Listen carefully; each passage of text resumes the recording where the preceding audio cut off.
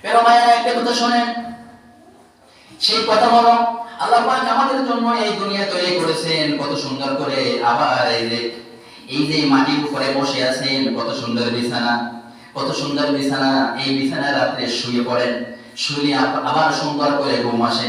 আল্লাহ পাক বলেছেন গোলামদেরকে সারাদিন কঠোর পরিশ্রম করবে, কঠোর কাজ বাজ করবে, কাজের পরে শরীরের ভিতরে ক্লান্তি আসবে, শরীরের ভিতরে দুর্বলতা আসবে।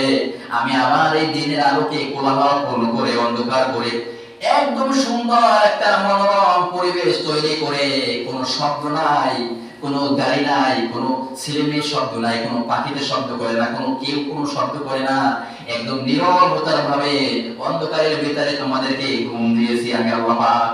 সুবহানাল্লাহ। দিনে ঘুমায়, রাতে ঘুমান কয় ঘন্টা? একটা সুস্থ মানুষের জন্য 6.5 থেকে 7 ঘন্টা ঘুম দরকার, একটা সুস্থ শরীরের জন্য। এই 7 ঘন্টা দিনে পারলে ঘুমান তো? কোনোদিন ঘুমাবে না দিনে 7 ঘন্টা।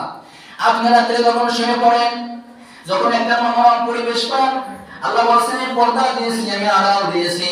এই আড়ালের ভিতরে যখন তোমরা নরম ভূমিতে, নরম বিছানায়, কোনো দৌড়াদৌড়ি নাই, কোনো সমস্যা